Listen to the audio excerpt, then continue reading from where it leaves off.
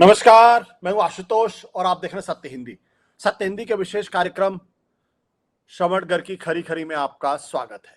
यह हमारा वो कार्यक्रम है जिसमें देश के जाने माने पत्रकार संपादक श्रवण गर्ग जी अपनी तीखी टिप्पणी करते हैं मौजूदा राजनीतिक माहौल पर, और उनकी तीखी टिप्पणियों से न पक्ष बचता है न विपक्ष, और दोनों ही तिल मिला के रह जाते हैं। आज फिर उनसे होंगे मुखातिब। राहुल गांधी ने पिछले कुछ दिनों पहले ये दावा किया था कि वो एक बड़ा खुलासा करने वाले हैं, वोट चोरी का एक बड़ा खुलासा करने वाले हैं। उन्होंने ये भी कहा था कि जो ये वोट चोरी का खुलासा करेंगे वो एटम बम जैसा होगा। तब कुछ लोगों ने शायद उनका मजाक भी उड़ाया था। कुछ लोगों ने यह भी कहा था कि राहुल गांधी इस तरीके की बम्बास्टिक टिप्पणियों के लिए या भाषणबाजी के लिए जाने जाते हैं, और कई बार उनको अदालत के कटघरे में भी खड़ा होना पड़ता है, वहां उनको माफी भी मांगनी पड़ती है। उसी सिलसिले में राहुल गांधी ने दरअसल एक प्रेस कॉन्फ्रेंस की है, और उस प्रेस कॉन्फ्रेंस में उन्होंने कर्नाटक की एक कॉन्स्टिट्यूएंसी महादेवपुरा का जिक्र किया है, और यह कहा है कि जो बात वो वोट चोरी को लेके कह रहे थे इसके सबूत मेरे पास है, और उन्होंने वो सबूत मीडिया के सामने पेश किए। उनका दावा है कि लगभग 1,250,000 वोटों की चोरी की गई और 5 तरीके से चोरी की गई है। जो उन्होंने डेटा दिया है उस डेटा के मुताबिक डुप्लीकेट वोटर्स 11,965, फेक और invalid addresses 40,009, bulk voters in single addresses 10,452, invalid photos 4,132 और मिसयूज ऑफ फॉर्म 6 33,692। ये डेटा उन्होंने दिया है, और तकरीबन 45 से 50 मिनट का उन्होंने एक वीडियो प्रेजेंटेशन भी किया है, जहां उन्होंने वोटर लिस्ट से लोगों के नाम, पते, एड्रेसेस लोगों को दिखाए। राहुल गांधी का कहना है दरअसल ये एक पैटर्न है, एक मॉडल है, और इस मॉडल के जरिए देश के अंदर वोटों की हेराफेरी की जा रही है। अब ये एटम बम है या नहीं है, ये तो खैर जब पूरे मामले की जांच होगी तभी पता चलेगा, लेकिन उन्होंने गंभीर आरोप लगाए हैं और इस पर चर्चा होनी बहुत जरूरी है। श्रवण गर्ग इस वक्त हमारे साथ है, जानते हैं कि श्रवण गर्ग जी इस बारे में क्या सोचते हैं, उनकी टिप्पणी क्या है और कैसे इस पूरे मामले को वो देखने की कोशिश करते हैं। सर। आशुतोष जी, मैं राहुल गांधी ने प्रेस कॉन्फ्रेंस में क्या कहा वो तो रिपीट नहीं करूंगा, क्योंकि सारे हमारे चैनल कर रहे हैं, सत्य हिंदी पे भी चल रहा है, और देश के हर एक नागरिक को वो अगर सोचता है कि देश में लोकतंत्र चाहिए तो उसको राहुल गांधी की बहुत छोटी सी प्रेस कॉन्फ्रेंस है, तो उन्होंने अंग्रेजी में पहले कहा फिर हिंदी में कहा, तो उसको सुन लेना चाहिए। ये राहुल गांधी ने जो एक्सपोजर किया है ये वोट चोरी का नहीं किया है, डकैती का किया है, वोटों की डकैती का किया है। और राहुल गांधी ने ये बताया है कि ये जो सरकार है अभी, इसकी लेजिटिमेसी को, वैधानिकता को राहुल गांधी ने संदिग्ध करार दिया है। उन्होंने कहा कि ये जो सरकार प्रधानमंत्री हैं, उनके पास जो लोग हैं उनमें से 25 लोग 33,000 से कम, 33,000 मतों के बहुमत से जीते हैं, और ये जो जीत है ये संदिग्ध है। और संदिग्ध कैसे है उसके लिए उन्होंने बेंगलोर सेंट्रल की एक विधानसभा कॉन्स्टिट्यूएंसी का जिक्र किया,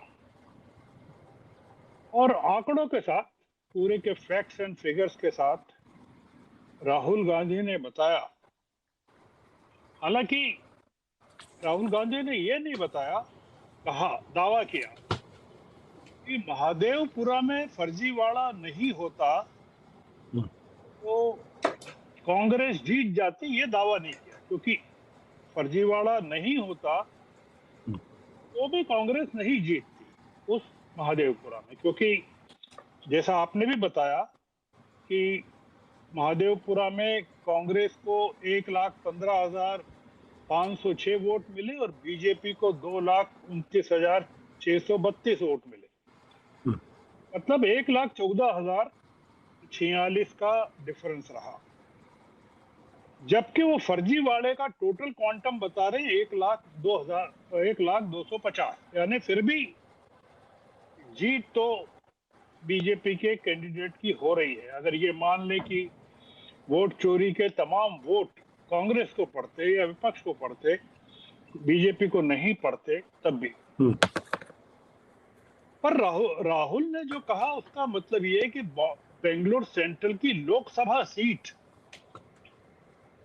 कांग्रेस जीत जाती। उस जीत में केवल बीजेपी 32,700 मतों से जीती है, 707 मतों से। अब आप सोचिए कि कितना बड़ा इसको आप स्कैंडल मान सकते हैं, वोट चोरी मान सकते हैं, वोट डकैती मान सकते हैं कि बेंगलोर की केवल एक विधानसभा सीट में ये चीज पकड़ी गई है। राहुल गांधी बेंगलोर में शायद सेंट्रल में ये 6 महीने तक इसलिए काम करने में सफल हो सके कि कर्नाटक में जो सरकार है वो कांग्रेस की है, वो और कहीं ये काम नहीं कर सकते, संभव नहीं होता जी।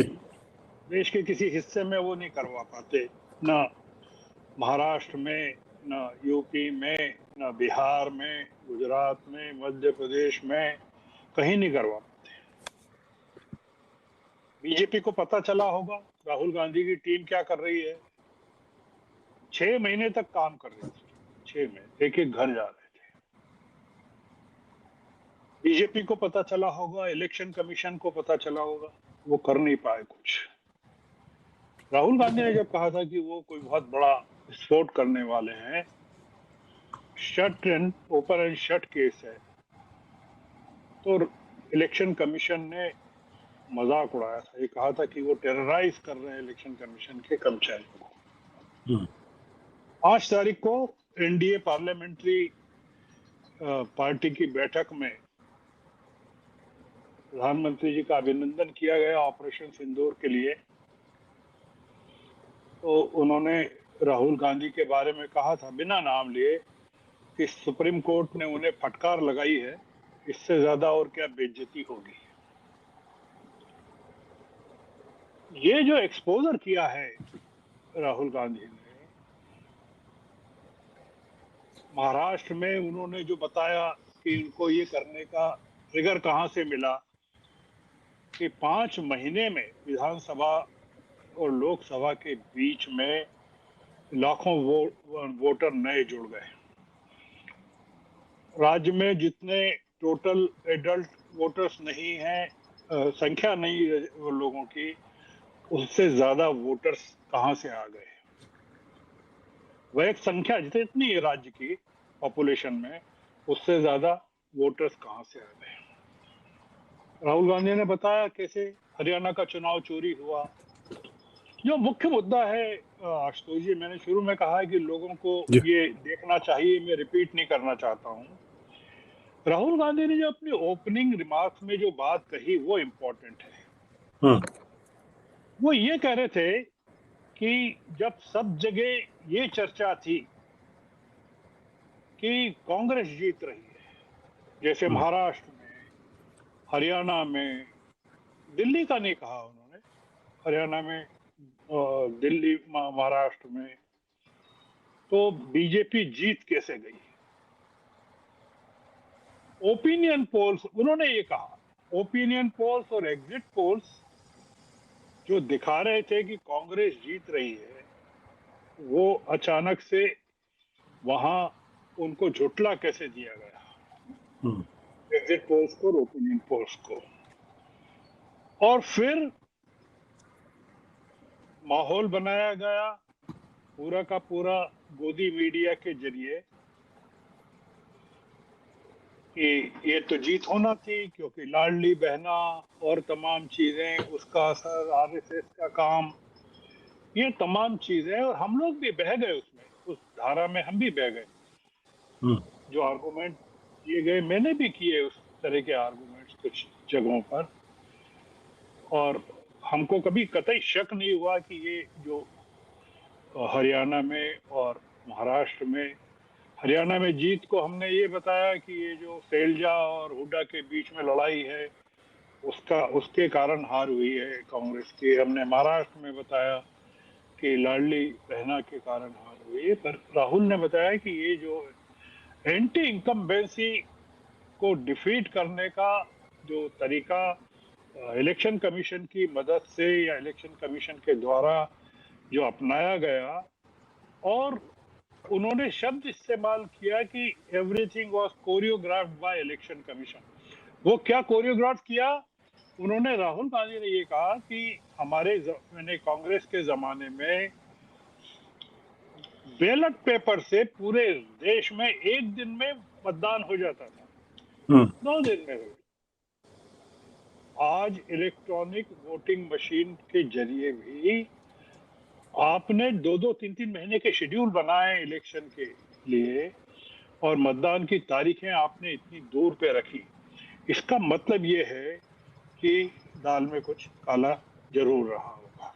तो ये जो पूरा का पूरा मामला राहुल गांधी ने जो एक्सपोज किया है कि ये जो सरकार है केंद्र में, इसकी वैधानिकता को राहुल गांधी ने चुनौती दी है। सरकार वोट चोरी पर बनी हुई, ऐसा उन्होंने संदेह व्यक्त किया है। अब मुद्दा यह है कि राहुल गांधी ने बताया कि कैसे चुनाव आयोग ने कोऑपरेट नहीं किया, इलेक्ट्रॉनिक वोटर लिस्ट नहीं दी, सीसीटीवी फुटेज को देने से इनकार कर दिया, बल्कि उनको नष्ट करने की बात कही। ये तमाम चीजें उन्होंने आरोप लगाया।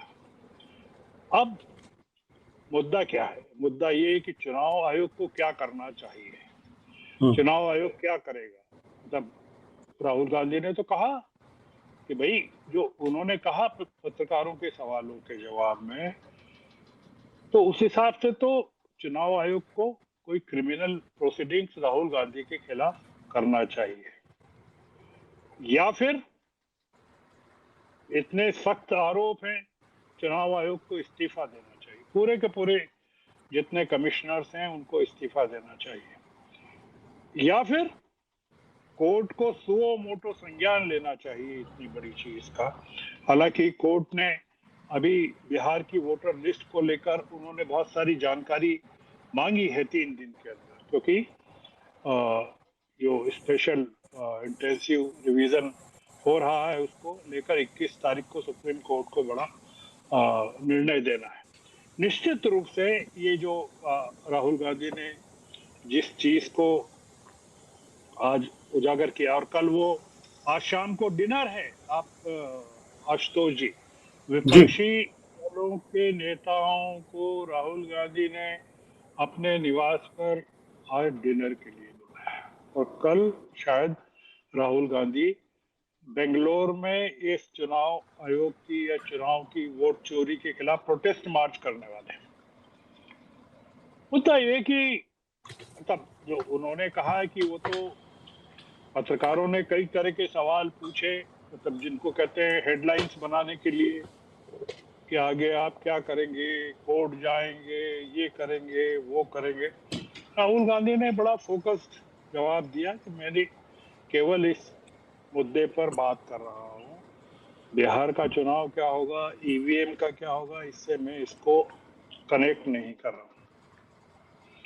डुप्लीकेट वोटर्स कितने मिले, फेक और इनवैलिड वोटर्स कितने पाए गए, बल्क वोटर्स कितने मिले, एक ही पते पर कितने लोगों को रहते हुए बताया गया, फोटोज कितने लोगों के नहीं मिले, और मिसयूज ऑफ फॉर्म 6 जो नए वोटर्स बनते हैं वो कितने थे, हजारों की संख्या में। मतलब एक कॉन्स्टिट्यूएंसी जो 3 लाख लोगों की है, 3 लाख वोटर्स की है, उसमें अगर 1 लाख के करीब इस तरह का मैनिपुलेशन है, तो इसका मतलब ये है आशुतोष जी, मतलब जी। महादेवपुरा में कांग्रेस को 1,15,000, बीजेपी को 2,29,000 मिले, कुछ और लोगों को मिले होंगे। मान लीजिए कि अगर टोटल 4 लाख वोटर्स हैं वहाँ, उसमें अगर 1 लाख की हेराफेरी है, तो पूरे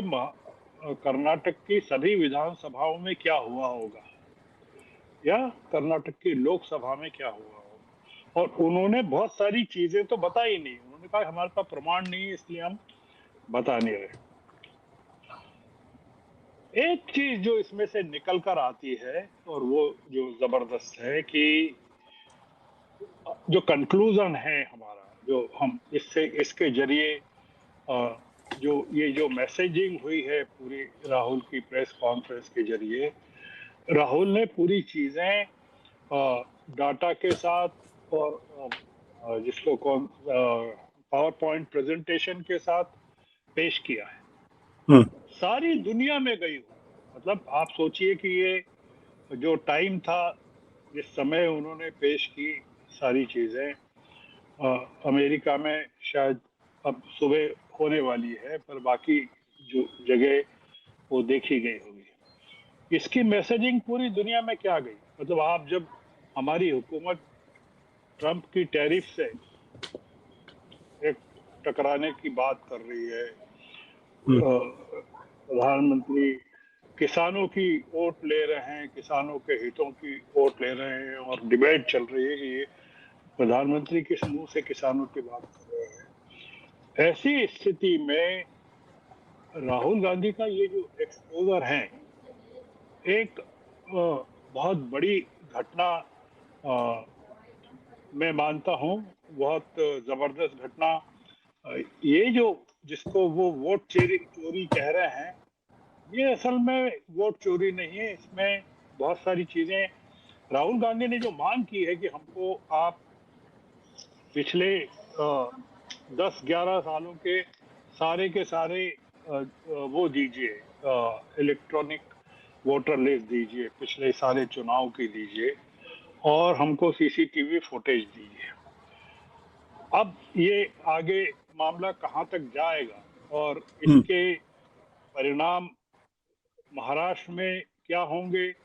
महाराष्ट्र में लोकल बॉडीज के चुनाव होने हैं आशुतोष जी, बहुत महत्वपूर्ण चुनाव होने जा रहे हैं लोकल बॉडीज के, जो जिसमें बॉम्बे म्युनिसिपल कॉरपोरेशन का भी चुनाव हो।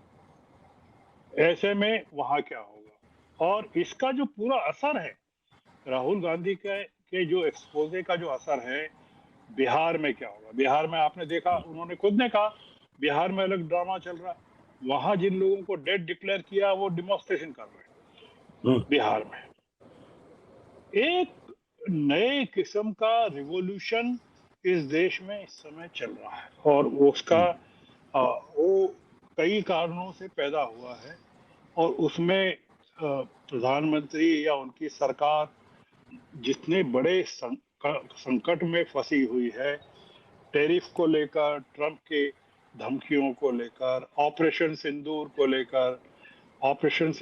लेकर उठाए गए सवालों को लेकर, पार्लियामेंट पूरी तरह से ठप पड़ी है उसको लेकर, और तमाम चीजें जो चल रही है उसके बीच में राहुल गांधी का ये जो जबरदस्त एक्सपोजे है, वो सरकार के लिए क्या मैसेजिंग है, और प्रधानमंत्री इस पर क्या रिएक्ट करेंगे, कैसे रिएक्ट करेंगे, मुंह खोलेंगे कि नहीं?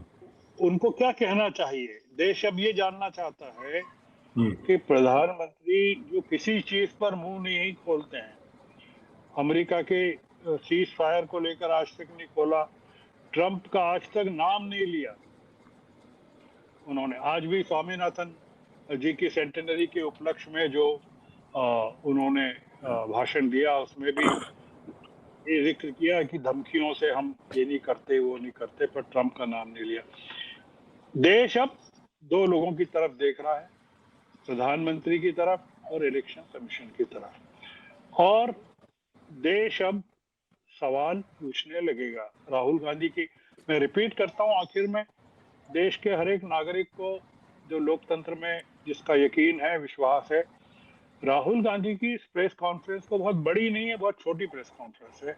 वो इसलिए देखना चाहिए कि जो मीडिया, जो चैनल्स, नेशनल चैनल्स लोग देखते हैं, उसमें उसको नहीं दिखाएंगे। जो अखबार है वो पूरी तरह से सत्य को प्रकाशित नहीं करेंगे। इसलिए मेरा ये मानना है कि सत्य हिंदी जैसे चैनल हैं या और भी जो चैनल्स हैं, वो जो राहुल गांधी की प्रेस कॉन्फ्रेंस को दिखा रहे हैं, भारत के नागरिकों को ज्यादा से ज्यादा उसको देखना चाहिए और उसको लोगों के बीच में शेयर करना चाहिए, जिससे पता चले कि इस तरह से चुनावों को लूटा जा रहा है, डकैती की जा रही है, और उसमें कौन कौन अपराधी या भागीदार हो सकते हैं। तो हम आज की खरी खरी को इसी नोट पर आज को खत्म करते हैं। जी, थैंक यू सर।